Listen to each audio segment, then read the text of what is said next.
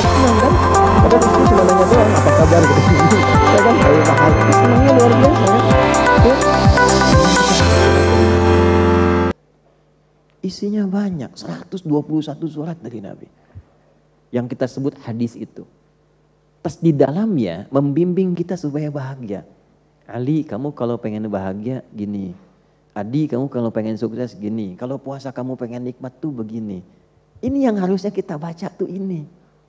Fulan kalau pengen pintar, gini cara belajarnya. Fulanah kalau kamu sering galau, pengen tenang, ini obatnya begini. Kamu kalau sama anak begini, solusinya begini. Kalau orang tua begini, ini jawabannya. Ya. Itu yang ditampilkan. Nah, oleh karena itu, coba kita hadirkan beberapa yang mungkin bisa kita tampilkan karena waktunya terbatas di kesempatan kali ini. Insya Allah kita akan mengaji beberapa yang utama dalam Ramadan.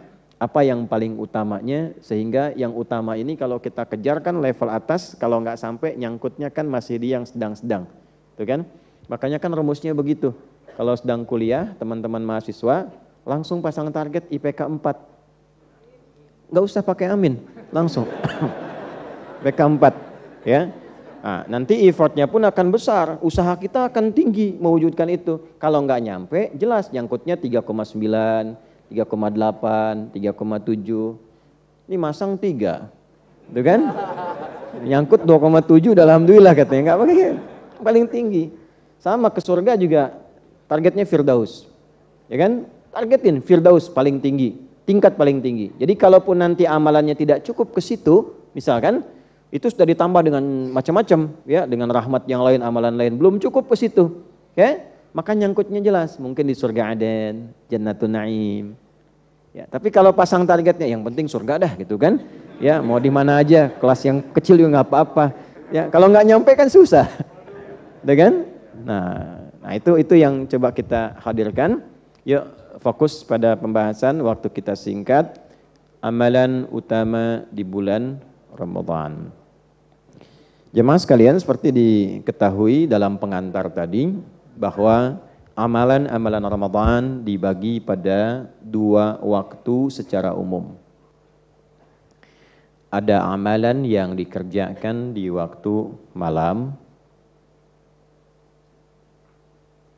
ya kan? Ini disebut dengan ibadatul lail. Saya tulis sini ya, ibadatul lail. Ada ibadah yang dikerjakan di waktu siang, ibadatul nahar, ya. Ini amal Ramadan.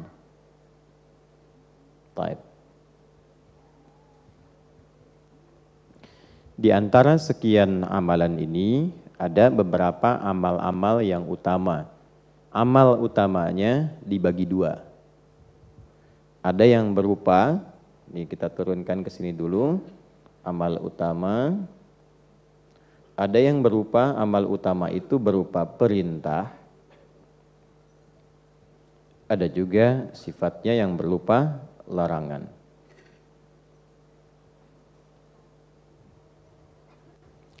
Yang dimaksud amal utama, yaitu amal yang saat dikerjakan kita mendapatkan keutamaan pahala di atas rata-rata, di atas standar. Ya, misal begini, kalau standarnya itu sholat ditunaikan, pahalanya berapa? Kalau tidak tahu, cepat katakan Allahu a'lam ya, biar cepat, biar cepat ya, biar cepat nih. Sholat misalnya, ini ukurannya gini, kita pakai Al-Quran aja. Sholat itu diantara amalan yang disebut namanya dengan hasanah, kan? Ibu hasanah, ibu sholat. Ya, kalau enggak sholat bukan hasanah tuh. Ya, dari mana taunya? Quran surah ke-11 Hud di ayat 114. Aqimis sholata tarafain nahar wa zulafan minal lail. Innal hasanati yudhibnas sayyiat. Tunaikan sholat itu yang terangkai dari mulai siang, fajar, sampai terus masuk ke maghrib. kemudian maghrib sampai ke isya terus. Nah itu semua perbuatan hasanah. Innal hasanati, sungguh semua perbuatan hasanah dari rangkaian sholat itu yudhibnas sayyi'at. Di antara manfaatnya menghilangkan keburukan-keburukan, menghapuskan otomatis dosa kecil. Jadi antara sholat satu ke sholat yang lain itu menggugurkan yang kecil-kecil. Malam takunil kabair, sepanjang bukan dosa besar. Salah lihat, salah dengar, salah bicara, itu kan? Ya itu nanti dari subuh ke zuhur kan boleh jadi berpotensi ya terjadi berlaku itu. Nanti ketika sholat zuhur itu dihapuskan semua dengan sholat. Kecuali dosa-dosa besar yang butuh tobat secara khusus, secara spesifik. Nah ini diantara dalilnya. Nah karena sholat masuk perbuatan hasanah, maka konstruksi hasanah itu ketika menunjuk pahala, kemudian diurai lagi di Quran surah ke-6 Al-An'am di ayat ke-160. Bagaimana bunyinya? Man jaa'a bil hasanati falahu asyru amthaliha. Siapapun yang mengerjakan satu perbuatan hasanah, dia mendapatkan poin 10 kebaikan. Ini yang disebut pahala. Ya, ini yang sering kita istilahkan pahala. Nah, ukurannya jangan dilihat 10 begini, tidak. Nanti ada salah satu ukuran yang bisa kita jadikan acuan, diantaranya hadis datang ke masjid. Itu baru datang kalau niatnya ibadah, mendapatkan 25 poin. Jarak satu keduanya itu bisa 500 tahun. Dua ketiganya 500 tahun, tiga keempatnya 500 tahun. Karena itu ukuran pahala ini nanti akan tampaknya sebelum meninggal. Dalam sakaratul maut ditunjukkan sehingga orang yang banyak pahalanya senyum, gembira, tenang, ya jiwanya tenang karena sering ibadah. Ya orang yang mengerjakan hasanah disebut abdun, jamaknya ibadun.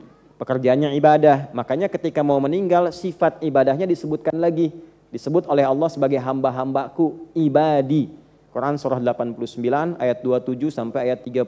Ya ayyatuhan nafsul mutmainnah irji'i ila rabbiki radiyatan mardiyah fadkhuli fi ibadi wadkhuli jannati. Jadi begitu disebutkan sifat ibadahnya, ditampakkan ukuran pahalanya, dari pahala itu surganya begini. Tenanglah hatinya, senyum wajahnya, saat tenang itulah dicabut nyawanya dalam keadaan yang sangat indah.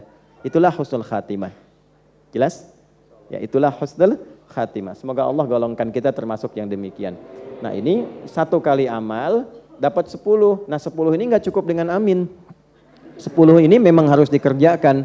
Ya. Kalau berjamaah kalikan 27 keterangan nabinya.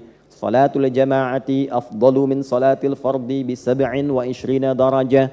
Salat berjamaah lebih utama maksudnya pahalanya dibandingkan dengan sholat sendirian. Di antara selain pahala itu juga membangun kekuatan. Kalau lupa ada yang ingatkan. Kalau sholat sendiri lupa, siapa yang ingatkan? Kalau berjamaah lupa, imam lupa, makmum ingatkan. Makmum lupa, sadar ada imam di depan. Kan gak mungkin imam 2 rakaat, makmum 3 kan? Gak mungkin kan? Nah itulah keutamaan jamaah. Makanya pahalanya naik kali 27. Tuh. Kalau ditunaikan di masjid, kali lagi 25. Jadi jangan dilihat biasa. Banyak dicatat. Iqra kitabak. Kafa binafsikal yawma 'alaika hasiba. Nanti hari kiamat baca tuh bukumu, catatanmu, rapot kamu itu. Ditampakkan saat akan meninggal. Ya nggak bisa lihat sekarang. Pengen meninggal kalau belum waktunya juga nggak bisa. Jadi begitu nanti mau meninggal ini tampak. Al-Quran lebih banyak lagi, 1 huruf. Ya makanya kalau orang nggak sholat tuh rugi. Karena dalam sholat kan baca Al-Quran juga. Ya, jadi sholat tuh pahalanya banyak itu. Itu hitungan 10 itu baru sholatnya. Belum bacaan Qurannya, belum zikirnya, belum doanya. Jadi kalau nggak sholat rugi. Makanya pengantar sholat itu kebahagiaan dan kesuksesan. Hayya 'alal falah. Supaya engkau bahagia, supaya sukses. Nggak sholat tuh pasti nggak bahagia itu. Jadi kalau keluarga pengen bahagia, pelihara sholat. Rumah tangga ingin bahagia, tenang pelihara sholat.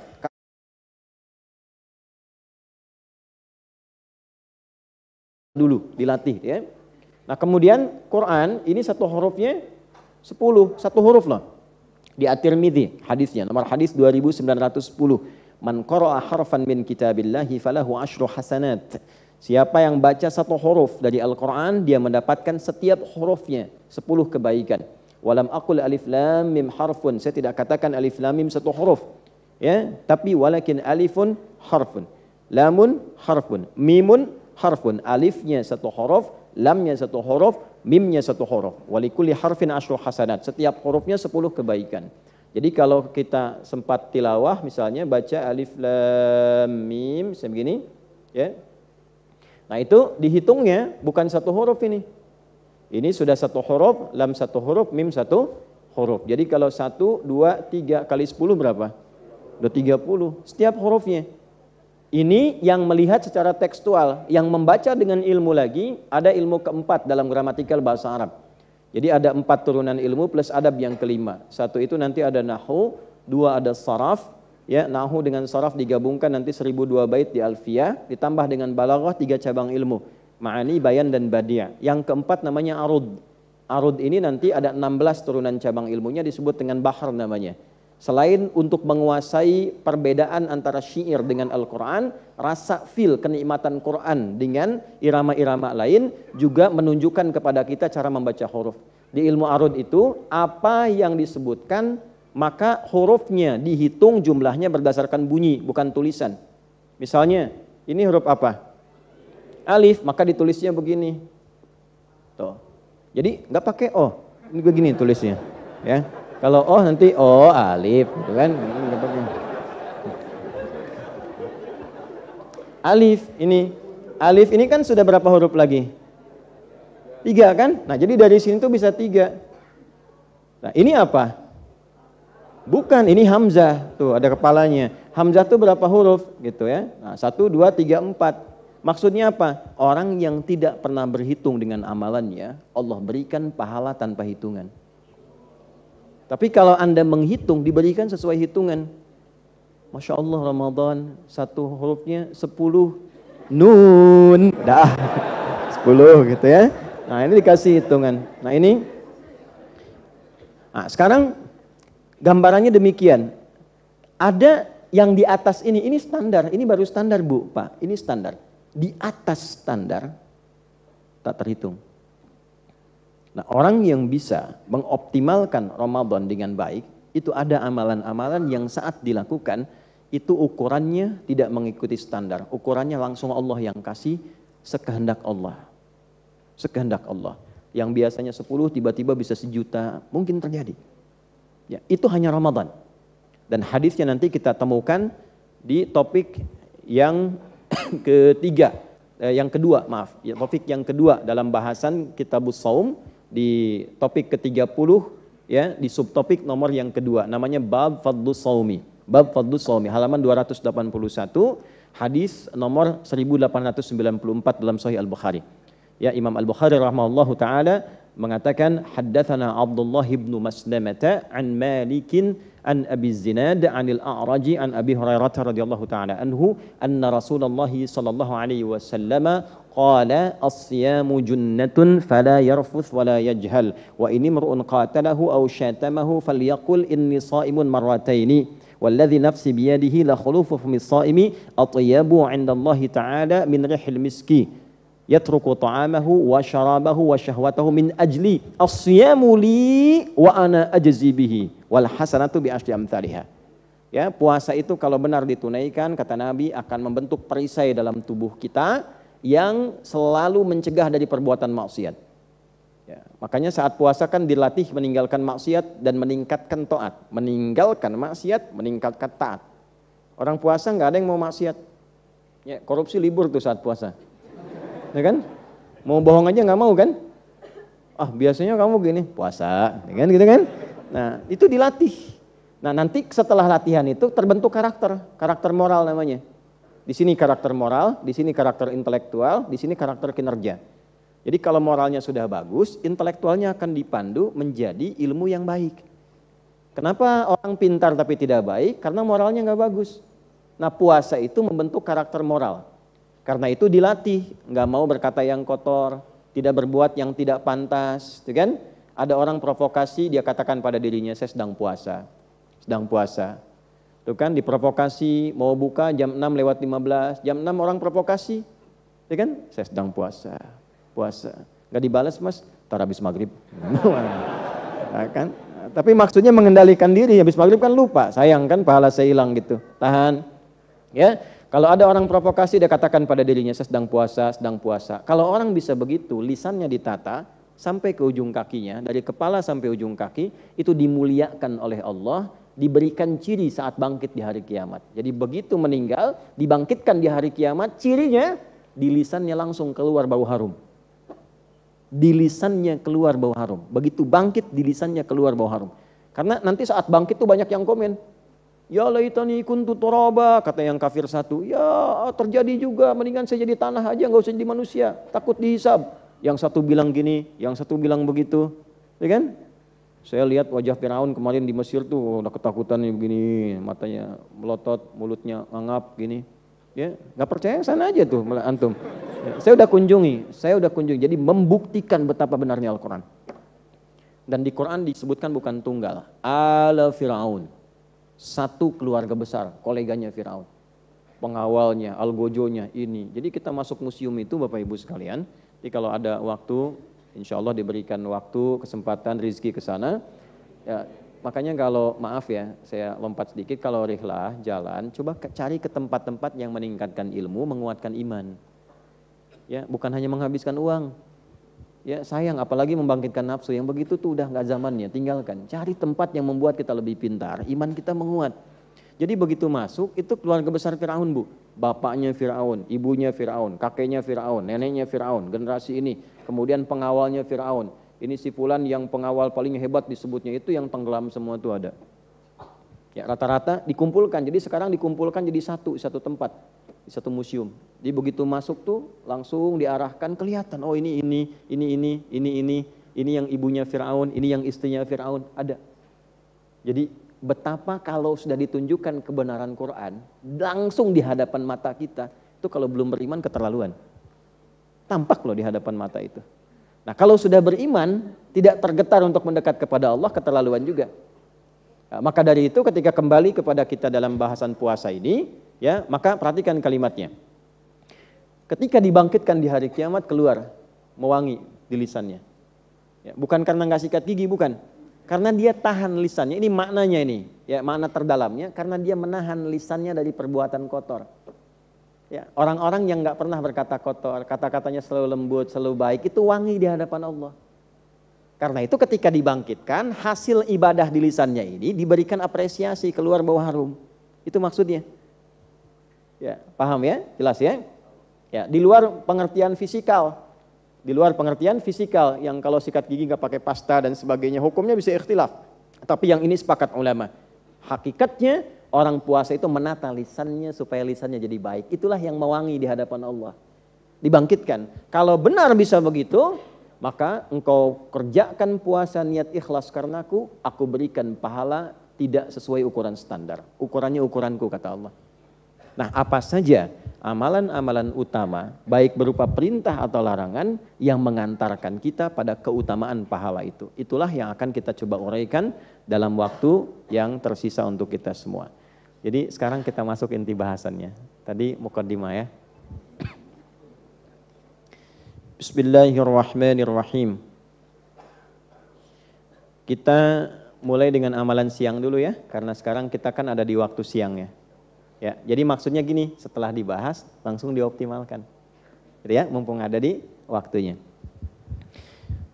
Referensinya subtopik yang ke-6 ya.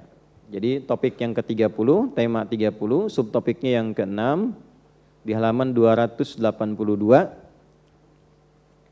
Bab man shoma ramadhana imanan wa ihtisaban wa niyatan. Nah, ini ada syarahnya sedikit. Subtopik tentang siapapun yang menunaikan puasa Ramadan dengan dasar iman, dilakukan karena Allah dan berniat untuk memperbaiki dirinya. Tolong catat ya. Ini mumpung masih hari kedua, sudah utama belum? Karena kalau yang standar kan niat, ya kan? Terus tahan lapar, tahan haus, tahan syahwat, tunggu buka. Ya kan? Makanya baru sahur udah lihat jadwal buka kan hari ini, jam berapa bukanya gitu kan. Kadang begitu, itu standar. Nah, kita yang ngaji ini melewati batas standar. Bab man, siapapun. Untuk semua terbuka, tapi secara personal. Jadi kalau kita baca man artinya Nabi kirim pesan untuk kita secara personal. Hei Adi, Ya Ali, hei fulan, ya, hei fulanah, secara personal loh kita disebut tuh, hei fulan. Baik ya, ini subtopiknya dulu. Yang puasa Ramadan, puasa khusus Ramadan. Di luar Ramadan tidak dapat hukum ini. Tidak dapat keutamaan ini. Syaratnya 3. Untuk menaikkan puasa kita menjadi kualitas utama. 1, dilakukan dengan iman. Awas ya, motivasinya iman. Karena nanti ada yang motivasinya adalah bukaan. Kenapa buka di Masjid Pondok Indah? Menunya bagus nih. Ya? Kan? Oh, kenapa sahurnya itikafnya di sini? Oh, fasilitasnya lengkap. Bukan karena itikafnya, tapi karena hal-hal duniawi yang melekat di dalamnya. Contoh, ya. Kemudian yang kedua, ihtisab. Ihtisab itu dasarnya keikhlasan plus evaluasi diri. Ikhlas dan muhasabah atau evaluasi. Ya. Yang ketiga, dilakukan dengan niat yang benar. Ya. 3 ini. Bukan sekedar dilafadzkan atau dihadirkan di dalam hati, tapi memang komitmen disampaikan dengan benar niatnya. Nanti kita bahas niat yang benar itu seperti apa.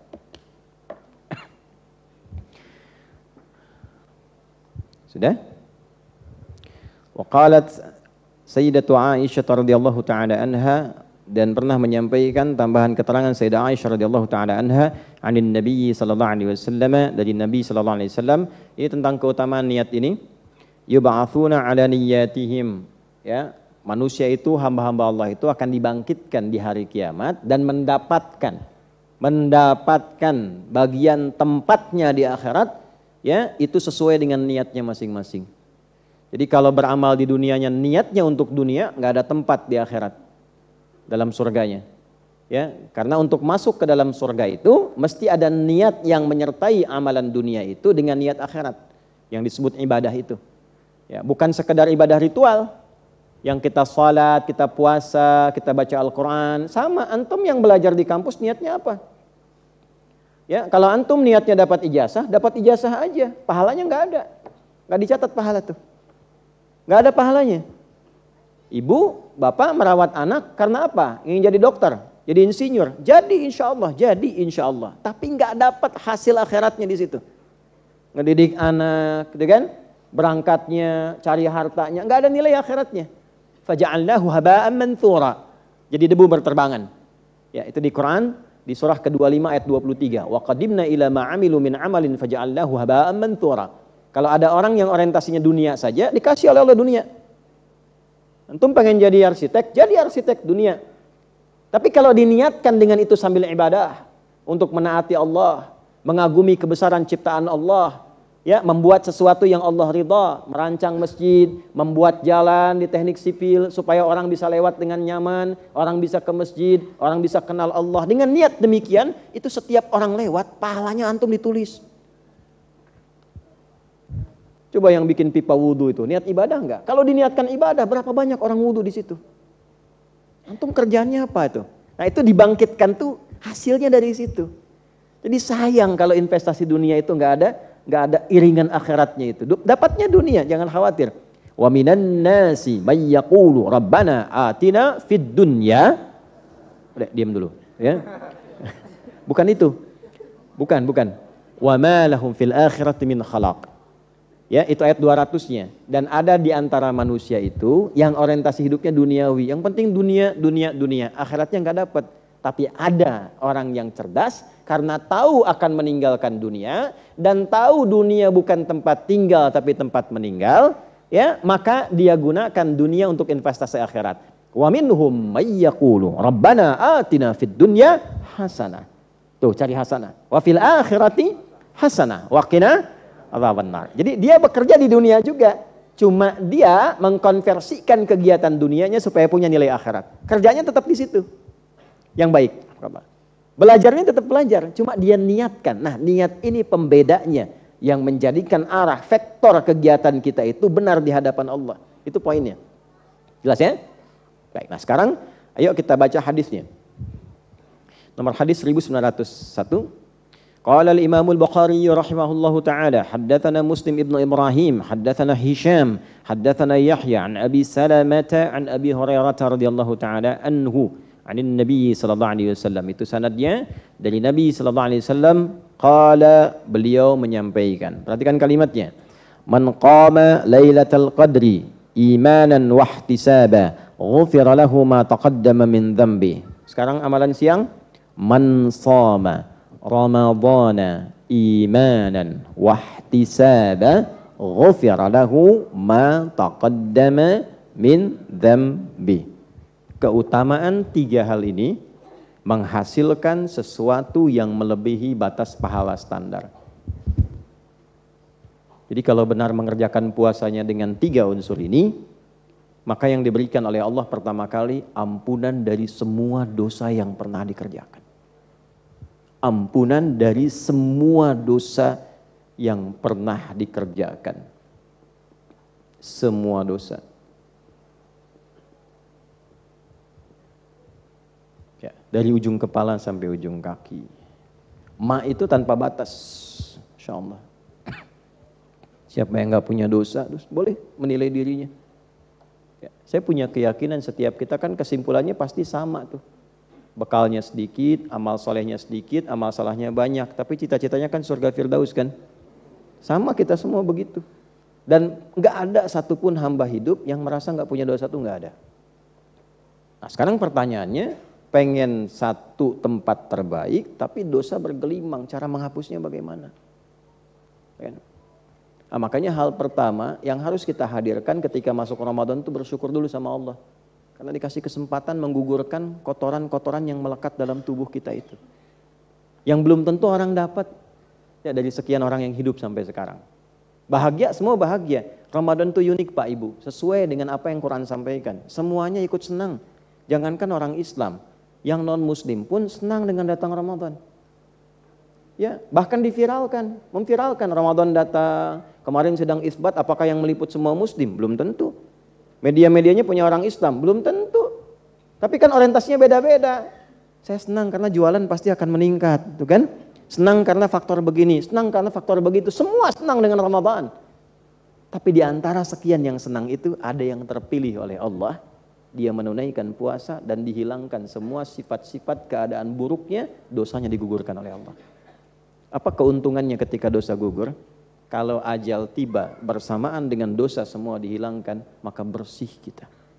Pulangnya insya Allah selamat. Itu yang mahal itu. Nah, jadi nanti ada berkah untuk dunia, ada pahala untuk akhirat. Kalau berkah itu apa yang kita dapatkan di dunia berupa tambahan kebaikan. Misal, dosa itu salah atau buruk? Nah, kan nggak fokus kan? Dosa itu salah atau soleh? Salah. Di sini kan? Otomatis kalau orang banyak salah, salahnya naik, solehnya pasti turun. Karena nggak akan ketemu. Orang yang banyak kosakata kotornya, itu tidak akan mampu mengeluarkan kata-kata yang baik. Karena yang kotornya dominan. Jelas? Sebaliknya, kalau yang ini kita hilangkan, pasti yang solehnya akan naik. Jadi kalau pulsa yang kotornya hilang, yang baiknya pasti akan muncul. Maka keberkahan di dunia bagi orang yang diampuni dosanya, secara otomatis akan merubah dia menjadi orang baik. Karena sifat-sifat yang jelek pada dirinya, itu digugurkan oleh Allah. Misal, mata banyak dosa, berarti banyak salah. Ketika diampuni dosanya, itu dihilangkan, ditutup sekat-sekat salahnya. Maka yang muncul yang baiknya. Maka keluarlah fungsi mata yang terbaik. Dia melihat yang baik, menatap yang mulia. Demikian sampai ke lisan, sampai ke ujung kaki. Jadi keberkahan dari ampunan dosa yang Allah berikan bisa merubah seseorang menjadi orang baik, singkatnya begitu. Coba lihat, silahkan lihat. Orang-orang yang diampuni dosanya oleh Allah. Dia bertaubat, kan?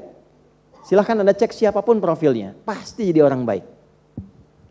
Ya, siapa yang nggak pernah dengar Abu Dzar Al-Ghifari misalnya, Jundub bin Junadah, baca sirahnya, baca perjalanan hidupnya, baca kisahnya, dia bisa keluar dari dunia gelap menjadi satu cahaya yang terang benderang. Ya, jadi ustadz, jadi kiai, jadi periwayat hadis, yang asalnya seorang ketua begal, Ya, dan keluar dari dunia itu menjadi sesuatu yang sangat terpuji. Sahabat-sahabat mulia sampai sekarang yang dikenalnya yang baik-baik saja. Tidak harus jauh-jauh ke sana, orang-orang sekitaran kita mungkin pernah ada yang disebut dengan ini dunianya begini, perilakunya begini, tapi ketika dia bertobat dan diterima tobatnya, digugurkan dosanya, semua orang berubah menilainya. Ya orang baik ini. Dan ketika jadi orang baik, yang jeleknya itu ketika disebut bukan untuk menjelekan, tapi menjadi hikmah pelajaran. Jadi baik lagi. Itulah keberkahan yang bisa didapatkan oleh orang yang mendapatkan ampunan Allah. Ramadan itu sehari aja puasa, puasanya benar, dosa gugur. Sehari aja, dosanya gugur. Tandanya apa? Akan merubah keadaan diri kita dari ujung kepala sampai ujung kaki jadi baik semua.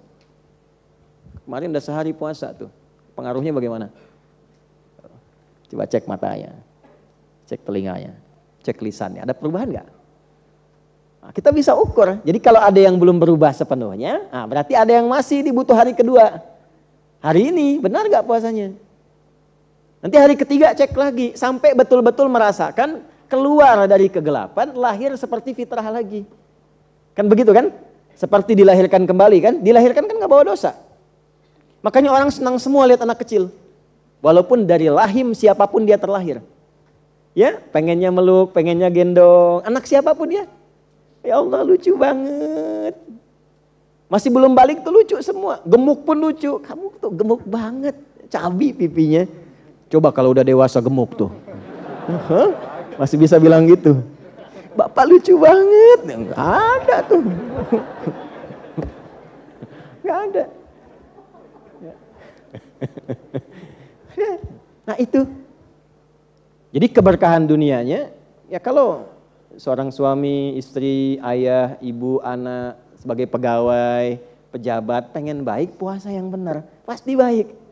Jadi berkahnya Ramadan, kalau semua kalangan orang beriman, puasanya benar, jadi baik. Dan kebaikan itu auranya akan menyebar pada lingkungan kehidupan kita. Pejabat semua puasanya benar, jadi pejabat yang baik. Rakyat puasanya benar, guru benar, mahasiswa benar, semua benar, pedagang benar, gak akan ada yang nipu. Akan jadi baik semua. Nah ini, anugerah ini hanya didapatkan saat Ramadan, bukan pada yang lain. Kalau meninggal dalam puasa seperti ini, dosa sudah habis, plus punya pahala walaupun mungkin baru sejam puasa. Tapi dosa udah gugur. Karena 3 ini dikerjakan, maka dapat tambahan pahala 1 jam, dosa sudah habis. Itu potensial surganya tinggi. Dengan rahmat Allah Subhanahu wa Ta'ala. Dan itu terjadi Ramadan, tidak harus sebulan. Setiap hari kita menjalani puasa diberikan karunia itu. Hanya pertanyaannya, apakah semua yang puasa Ramadan menunaikannya dengan 3 syarat utama ini? Ya. Kalau mau standar, dapat biasa, dapat. Tahan, lapar, haus, ini dapat. Tapi kalau kita pengen yang ini, kita turunkan. 1, imanan, dia tunaikan puasa dengan penuh keimanan. Bagaimana menunaikan puasa dengan penuh keimanan? Pelan ya.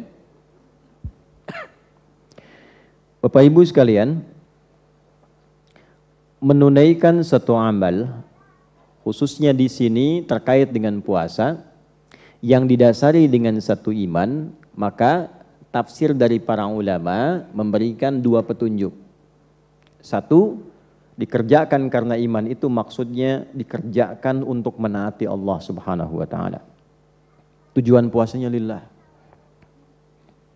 Saya tanya pada semuanya, menunaikan puasa ini karena kewajiban atau karena Allah? Ayo, pelan-pelan dulu jawabnya. Tarik napas dulu, pelan-pelan. Pikirkan dulu. Alhamdulillah. Ya, saya ulangi ya, tanyakan pada diri kita. Kita mengerjakan puasa Ramadan ini karena kewajiban harus puasa atau karena Allah? Ini kan? Baik ya. Nggak usah ada cabang-cabangnya, udah itu ya, itu dulu. Karena nanti kewajiban itu kan dibukanya dengan iman. Ya ayyuhalladzina amanu kutiba alaikumus, ya kan? Nah, kenapa jadi kutiba coba Bu Pak di situ? 1 juta, nggak serius, 5 juta, Waktu habis. Waktu habis. Udah habis waktunya. Lambat. Kenapa kutiba bukan kataba? Ya betul. Kalau kutiba bentuk pasif majhul. Betul. Kataba bentuk aktif maklum. Kalau kataba itu mesti ada subjeknya. Makanya kalau dibaca di luar Quran bentuknya begini. Kataballahu alaikumusiyama. Allahnya masih muncul. Tapi kalau kita robah ke dalam bentuk pasif. Seperti ayat ini telah menunjukkan pada kita. Kutiba maka tidak perlu subjek lagi. Kata Allahnya dihilangkan di situ. Kutiba alaikumusiyam. Makanya diterjemahkannya diwajibkan atas kalian menunaikan apa? Puasa. Siapa yang mewajibkan itu? Dari mana taunya? Bukan dari iman. Bukan karena Qurannya. Quran gak nyebut di situ. Karena dibuka dengan kalimat ya ayyuhalladzina amanu. Karena sudah ada iman dalam diri kita, iman itu meyakinkan yang memerintahkan pasti Allah bukan yang lain. Nah, karena itu bagi orang beriman dia nggak harus tanya lagi siapa yang perintahin. Kenapa harus diwajibkan? Ya, karena ada iman. Ketika iman itu sudah ada, maka dia berkata, sami'na wa ata'na. Setiap saya dengar, saya langsung taati. Makanya ayatnya dibuka dengan kalimat iman. Amanar rasulu bima unzila ilaihi min rabbihi wal mu'minun. Kullun amana billahi wa mala wa kemudian la nufarriqu baina ahadim mir wa qalu wa. Nah itu yang dimaksud kalimat ya ayyuhalladzina amanu kutiba alaikumusiyam. Makanya sahabat ketika ayat itu turun gak banyak tanya. Mereka senang, sami'na kami dengar ya Allah. Tuh kaget ya? Sami'na kami dengar ya Allah. Wa ata'na langsung kami kerjakan.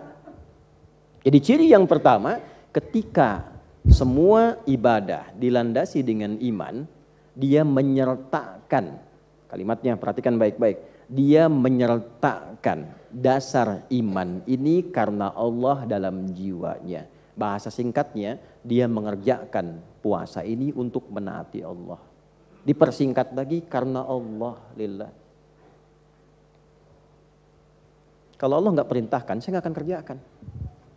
Saya nggak peduli mau dapat makanan enak, mau tidak, mau dijanjikan apa, mau tidak peduli. Yang penting Allah yang perintahkan.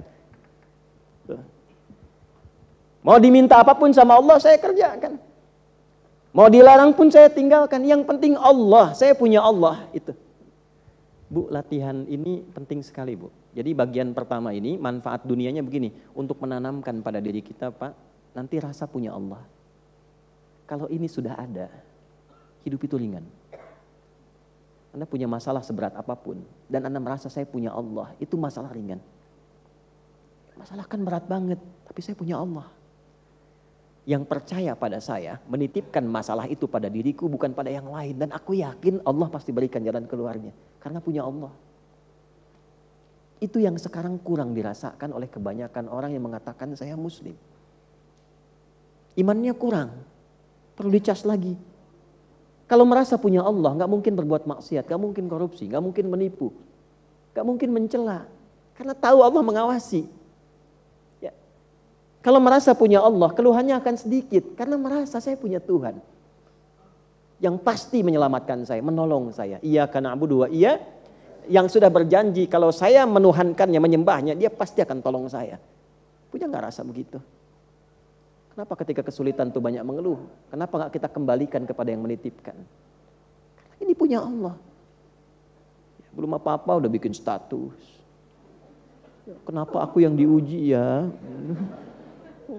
Yang bisa doakan tolong aminkan.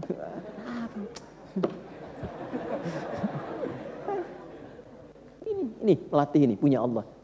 Nah, karena itu naikkan levelnya. Alih-alih sekedar puasa, ya karena yang ada ya kewajiban saya puasa, enggak, naikkan levelnya karena Allah yang perintahkan. Nih, itu imanan namanya. Mau bukanya pakai apa, sahurnya pakai apa, walaupun cuma minum air putih, alhamdulillah, susu. Air putih kan? Ya. Kalaupun minum air yang bening, alhamdulillah. Satu kali minum, alhamdulillah. Begitu baru minum, Allahu Akbar, sudah berhenti. Kalau sudah adzan gak boleh makan minum ya. Gak boleh, ini sudah ijma' ulama berdasarkan ayat. Ya, jadi nggak ada yang bisa menyelesaikan, bukan ikhtilaf. Kalau sudah adzan masuk subuh nggak boleh makan minum lagi. Dalilnya satu Quran, Al-Baqarah ayat 187. Wa kulu washrabu hatta yatabayyana lakumul khaytul abyadu minal khaytil aswadi minal fajr. Silahkan makan minum senyamannya, secukupnya, seenaknya di malam itu sampai tiba fajar. Kalau fajar sudah tiba nggak boleh makan minum lagi. Untuk mengingatkan ini supaya tidak ada yang terdesak begitu minum tiba-tiba adzan. Ya, makan udah masuk tuh ayam ke sini potongannya gitu kan. Adzan. Kan kalau apa bahasa Rusianya kecelekok gitu ya, takutnya itu. Nah, maka diingatkan supaya tidak ada kesulitan. Bagaimana mengingatkannya? Dengan dua cara. Satu, azannya dibagi dua. Bagi dua, ada azan Bilal bin Rabah radhiyallahu taala anhu, ada adzan Abdullah bin Abi Ummi Maktum bin Abi Ummi Maktum. Dua kali adzan. Adzannya Bilal bukan adzan subuh, adzan pengingat waktu subuh sebentar lagi tiba. Yang lagi makan, hati-hati ya, sebentar lagi tiba. Jangan sampai nanti saat makan dan minum adzan tiba, jadi akhirnya tidak membuat situasi kondusif. Ya, jarak antara Bilal sampai ke Abdullah bin Abi Ummi Maktum ini adzan, maka petunjuk yang kedua, sahabat Abdullah bin Mas'ud diminta oleh Nabi ngaji. Ngaji Abdullah setelah Bilal adzan. Ya, ditanya kemudian Abdullah, kalau kamu ngaji, jarak dari mulai Bilal adzan ke Abdullah bin Abi Ummi Maktum itu berapa lama? Ya kurang lebih 50 ayat lah. Ahli Quran tuh begitu, jawabannya semua Quran. Ahli Quran jawabannya semua Quran. Ya. Ustadz dari Bekasi ke sini berapa lama, berapa jam? Ya kurang lebih 2 juz lah. Ya. Nah, gitu. Kalau jadi ahli Quran antum enak itu. Ya insya Allah ya. Jadi yang semua keluar Quran. Quran peci berapa? Khatamallahu ala qulubihim wa ala sam'ihim. Anak berapa? Ulaika ala hudam min rabbihim wa ulaika humul muflihun. Istri alif lam mim. Ada rencana poligami, shadaqallahul azim. Itu Quran. Nah ini 50 ayat ngaji. Nanti setelah ini selesai orang tahu. Oh ini tahu nih, ini akan adzan. Nah inilah adzan subuh yang ini. Makanya di Al-Bukhari ada bab la yamna'annakum adzanu Bilal. Tidak mencegahmu untuk terus makan dan minum sepanjang yang adzan masih Bilal. Kenapa? Karena belum tiba subuh. Tapi ada orang ngaji nggak baca syarahnya. Ya, lihatnya terjemah saja. Dan taunya Bilal itu muadzinnya Nabi. Sehingga disimpulkanlah kalaupun masih adzan masih boleh makan dan minum. Ini menyalahi hukum. Jadi kalau ada orang masih makan dan minum saat adzan berkumandang itu batal puasanya. Mesti qadha. Ya? Nah ini pengingat dulu ya. Tapi terlepas dari itu semua secara hukum fikih, lakukan puasa karena iman. Jelas sampai sini? Baik, ini ya yang paling utamanya. Jadi apa cirinya orang mengerjakan puasa karena imannya? Tuh. Tandanya apa? Ini kan wajahnya sama semua kan? Klaimnya sama. Sekarang kan berubah. Karena iman, karena Allah. Tandanya apa? Maka tanda pertama bila puasa itu dikerjakan karena iman, teruskan hadisnya. Pakai hadis dulu. Subtopik yang ketujuhnya. Tadi kan subtopik 6 kan? Nah inilah jeniusnya Imam Al-Bukhari. Jadi satu bagian diterangkan satu hadis lagi, terangkan satu hadis lagi. Babun ajwadu makanan Nabi sallallahu alaihi wasallam yakunu fi Ramadan.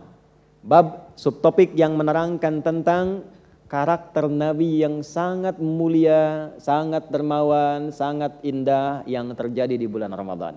Jadi kalau puasa itu dikerjakan karena iman, terlihat tanda-tandanya seperti yang ditunjukkan oleh Nabi ini saat puasa. Ya, kita baca.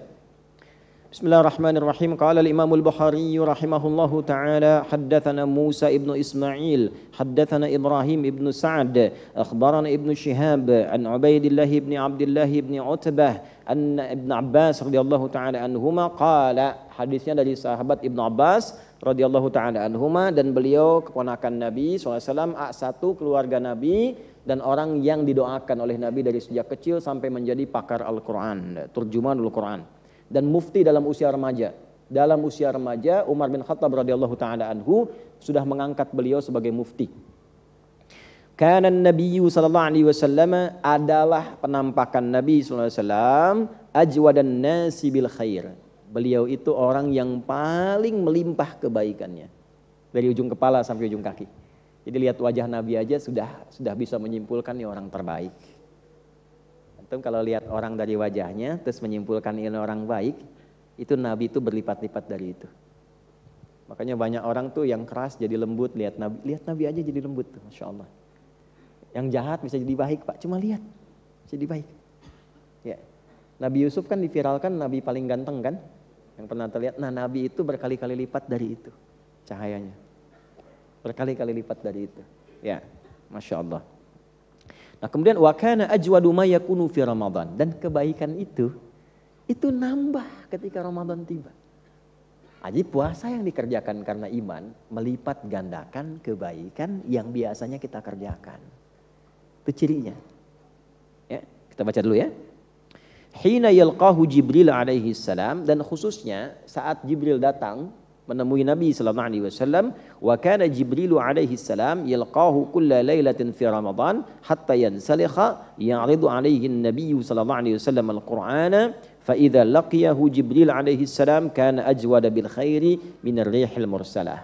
Khususnya ketika Jibril datang untuk mengecek Qur'annya Nabi sallallahu alaihi wasallam, ya, dalam kesempatan malam dicek, kemudian dibacakan oleh Nabi Quran. Setelah mendapat Quran itu, cahaya Quran hadir dalam diri Nabi, dipraktikkan dalam bentuk perilaku, dan jadilah orang paling baik, paling dermawan. Saat puasa bertambah kebaikannya. Amalan siang untuk menunjukkan dikerjakan puasa pakai iman.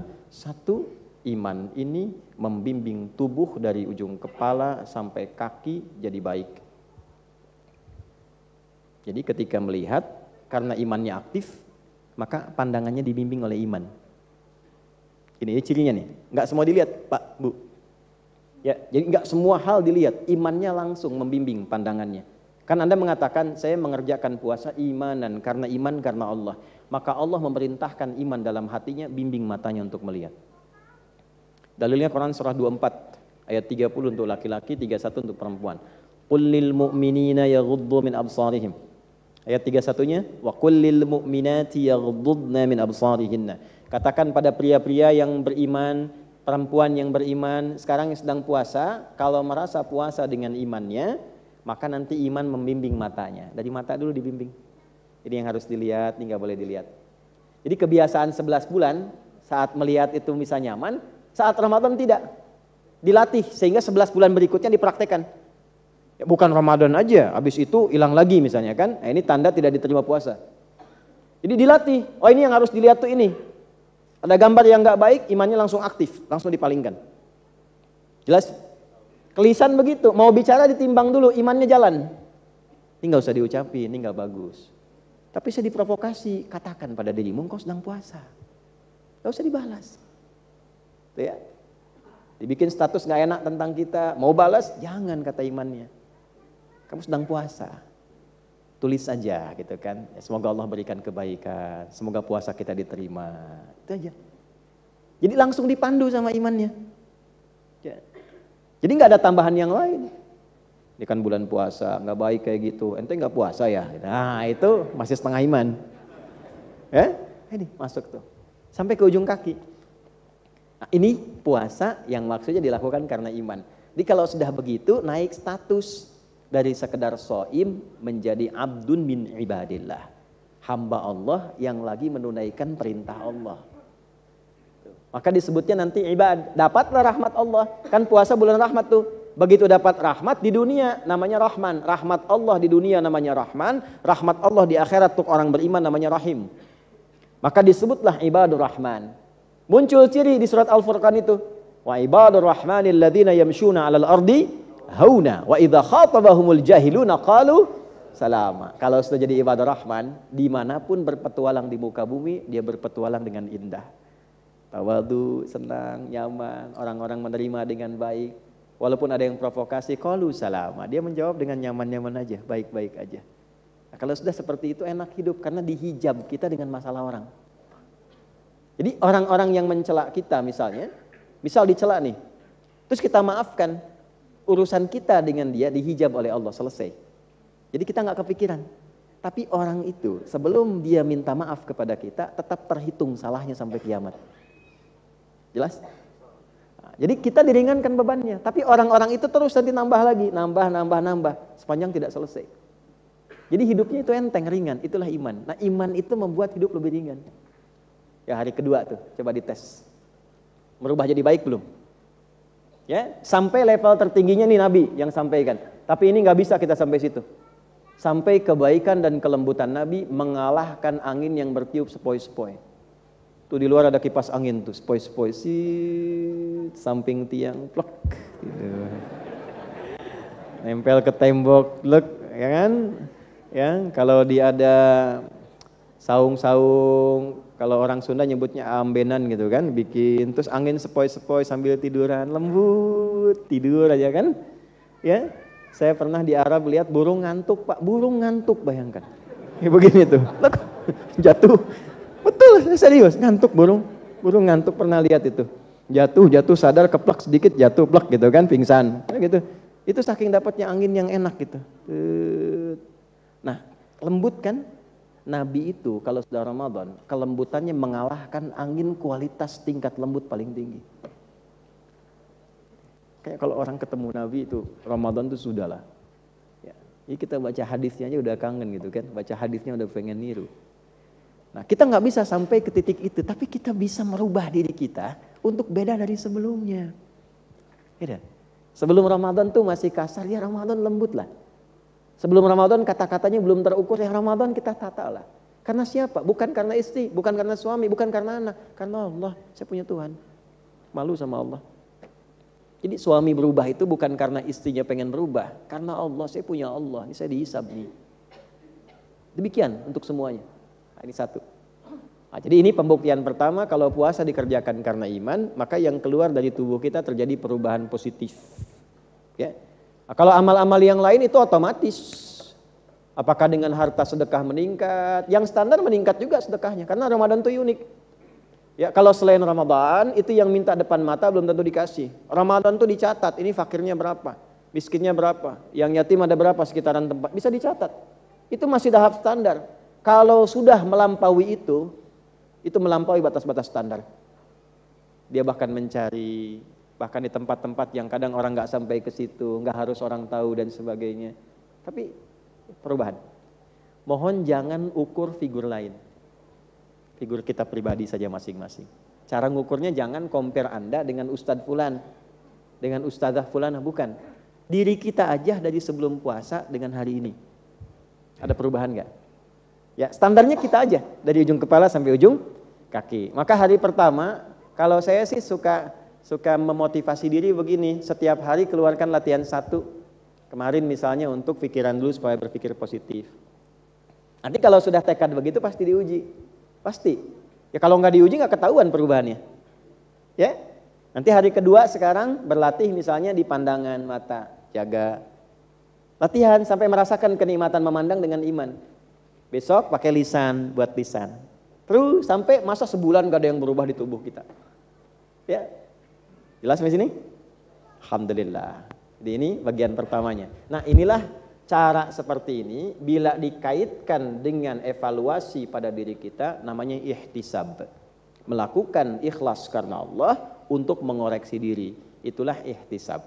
Jadi imannya dikerjakan karena Allah, perubahan pada diri kita yang terjadi untuk dievaluasi namanya ihtisaban. Makanya man qoma ramadhana imanan puasa yang bagus itu, yang utama itu dikerjakan karena Allah bisa merubah diri kita menjadi lebih baik.